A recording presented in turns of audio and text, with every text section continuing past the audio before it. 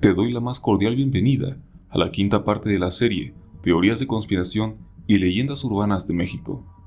Antes de comenzar, te invito a suscribirte al canal de Nucamendi YouTube, una nueva propuesta en cuanto a canales de terror y misterio que considero merece un impulso para ayudarle a crecer.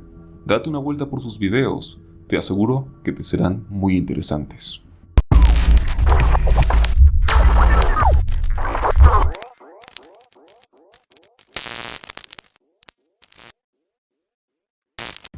La depresión de Fox.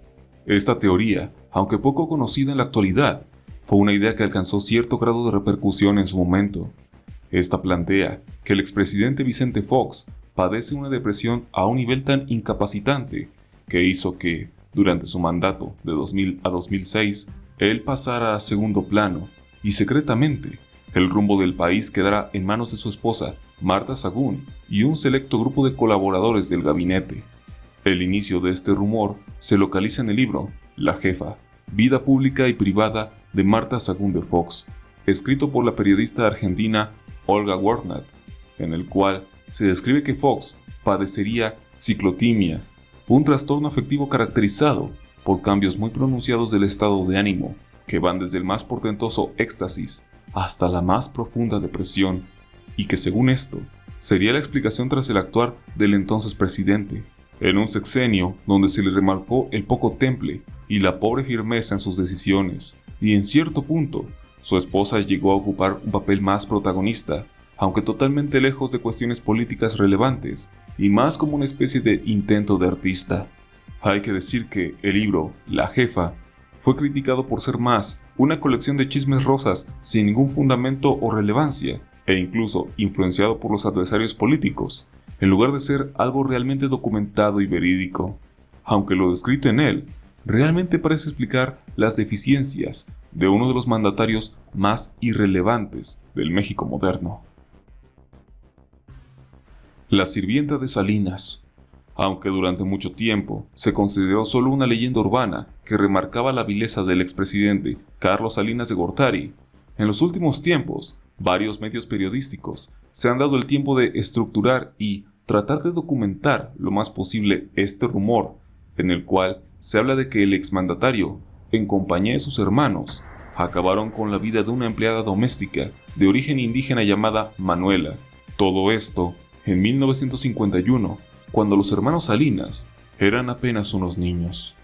La fuente sería un artículo del periódico Excelsior con fecha del 18 de diciembre de ese año, en el cual se relata cómo, mientras jugaban a la guerra, los pequeños niños acabaron con la vida de su sirvienta de apenas 12 años, jactándose de haberlo hecho sin ningún remordimiento ni conciencia de sus acciones, y que quien accionó el arma sería el propio Carlos, quien en ese entonces tendría apenas 3 años de edad.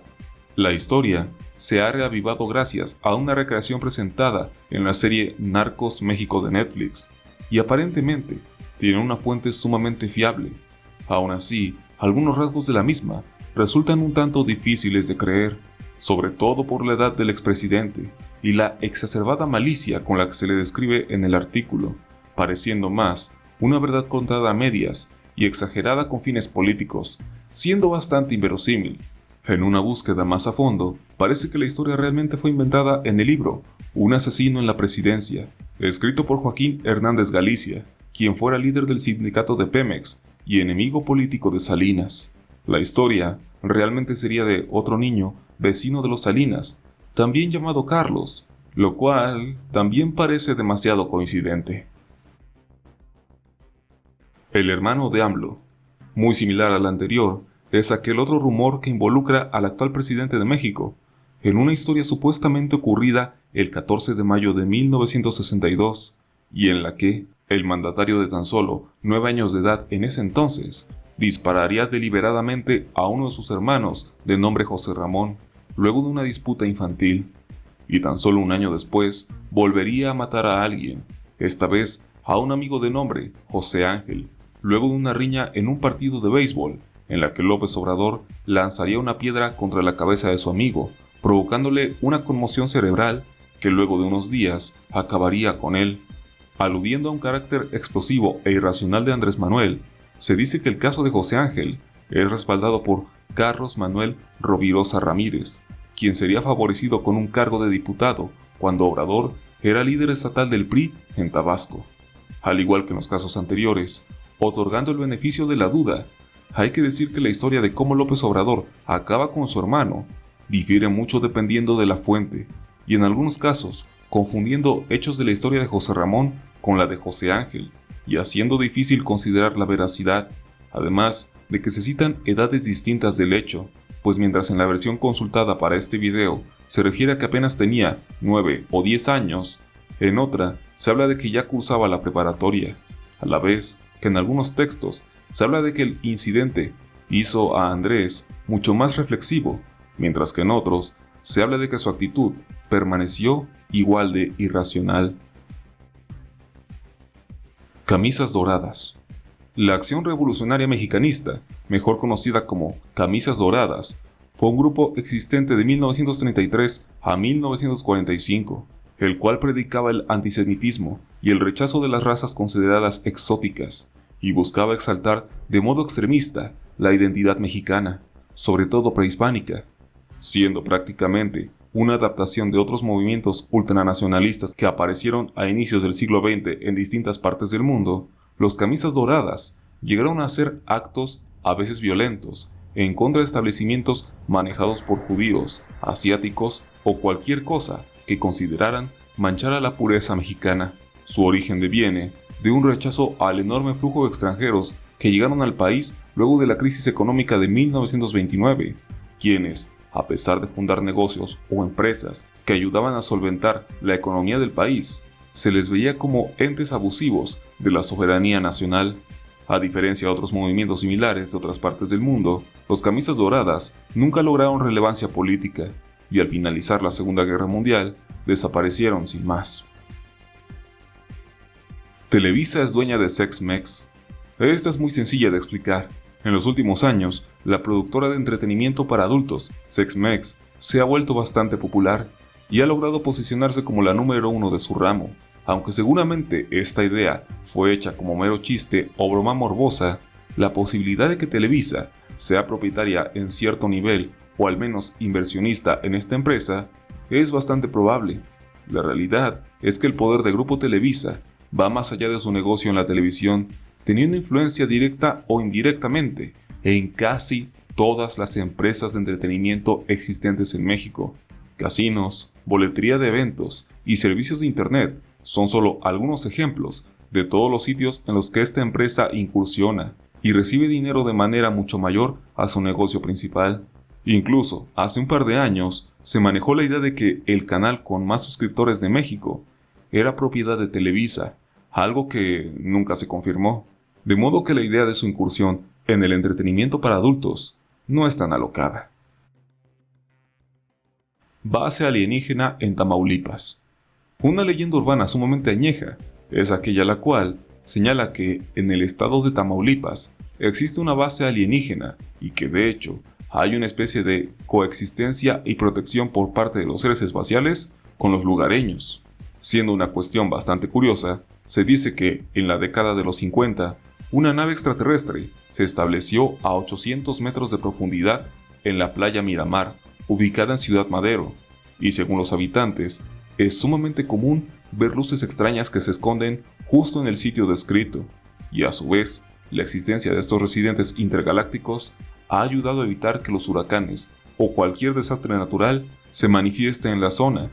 Y se toma por ejemplo que en 2013 el huracán Ingrid cambió su trayectoria misteriosamente evitando tocar el estado.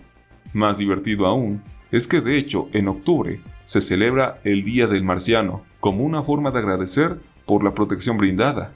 Si hay gente de Tamaulipas entre la audiencia, les invito a que den más detalles de esto en los comentarios.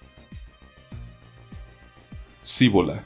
Similar a la leyenda de El Dorado, Cíbola haría referencia a una ciudad legendaria, donde riquezas increíbles esperarían a quienes fueran capaces de llegar a ella. Ubicada entre el actual suroeste de los Estados Unidos y norte de México, los rumores de este sitio, cautelosamente escondido en el territorio de la Nueva España, devienen desde la época de la invasión musulmana a la península ibérica, donde se presume 7 obispos lograron escapar a una tierra más allá del mar, donde cada uno fundó distintas ciudades, las cuales eran prósperas y una especie de paraíso terrenal. Luego de la conquista, la creencia de las 7 ciudades de Cíbola se vio reforzada con el hecho de que los aztecas afirmaban que el oro usado en sus monumentos provenía de aquellas regiones, además de que su lugar de origen, Aztlán, estaría ubicado también ahí. Existen otros cortos relatos históricos que hablan también de esas 7 ciudades fabulosas, y durante mucho tiempo se creyó fervientemente en su existencia, llegando incluso a realizarse expediciones para encontrarlas. A la fecha, las Cíbolas son algo olvidado, pero sin duda, una leyenda antigua muy interesante. Acapulco Kids. Hace varios años, se dio a conocer el caso de un supuesto programa vacacional y curso de verano, el cual servía como fachada para un centro de reclutamiento para la trata de personas, más precisamente para la explotación infantil. Ciertamente es un tema bastante largo y que a su vez trae muchas otras implicaciones, incluso de otro tipo de teorías conspirativas, pero la realidad es que dejó ver la forma en la que se maneja el negocio de la trata infantil en México. Niños que son utilizados como mercancía para entretenimiento de turistas y gente de alto nivel, algo que, a la final, sigue siendo una realidad, sigue ocurriendo, y obviamente, a lo que nadie da mayor eco. La violencia de Peña Nieto, en su momento, fue uno de los casos más sonados, y a la vez, de los que más se intentó acallar encarecidamente. Mónica Pretelini fue la primera esposa del expresidente Enrique Peña Nieto. Ella falleció en el periodo en que el político era gobernador del Estado de México. Las circunstancias de su muerte fueron sumamente ambiguas, y esto se agudizó más luego de que, en una entrevista, Peña Nieto no pudiera explicar de forma clara y concisa el hecho. Según el rumor, su deceso fue directamente causado por el político, luego de que ella lo descubriese manteniendo relaciones homosexuales con un amante. Peña Nieto enfureció y acabó con la vida de Pretelini.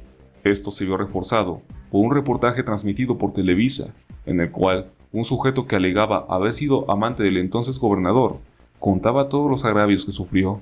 Técnicamente, se habla de que Peña Nieto sería homosexual o al menos bisexual, cosa que intentó ocultar para mantener a flote su carrera política, mismo que explicaría su relación fortuita con la actriz Angélica Rivera, la cual solo existió durante el tiempo en que fue candidato y posteriormente presidente de México. Pero no terminaría ahí, pues en su momento se habló de cómo también Angélica Rivera era agredida por su pareja. En un todo, Peña Nieto sería alguien que ejerce violencia física sobre sus parejas, tanto hombres como mujeres, siendo un caso del que posiblemente nunca se sepan los detalles. Premoniciones de Carlota. Esta es la leyenda más fantasiosa y sin fundamentos de todo el top, pero decidí incluirla ya que resulta al menos interesante. Tras la caída del Segundo Imperio Mexicano y la muerte de Maximiliano de Habsburgo, Carlota se exilió en Europa, donde su condición mental se hizo pedazos y fue diagnosticada con demencia. A grandes rasgos, se había vuelto completamente loca. Y es aquí donde, según la leyenda, ella comenzó a tener premoniciones sumamente vívidas de los acontecimientos que ocurrirían en México en el futuro, donde incluso, se dice, pudo prever el final de la nación. Durante toda su vida, Carlota fue brillante, e incluso había advertido que, si Napoleón III sacaba sus tropas de México, el imperio caería, cosa que terminó por ocurrir. Durante su encierro en Bélgica, ella comenzó a decir cosas sin sentido, a delirar, e incluso sus últimas palabras: recordadle al universo, al hermoso extranjero de cabellos rubios, Dios quiera que se nos recuerde con tristeza, pero sin odio. Es una frase sin ninguna lógica aparente. La locura le hizo tener visiones del futuro. Como digo, es una cuestión fantasiosa y sin fundamentos, pero es un tema que me pareció curioso y quise incluir para darlo a conocer. Una vez más, ignoro si esta llegue a ser la última parte.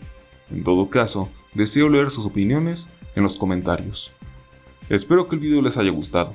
Nos veremos en el siguiente para seguir conociendo las cosas más extrañas que este mundo tiene para contar. Mi nombre es Yoshimitsu. Sayonara.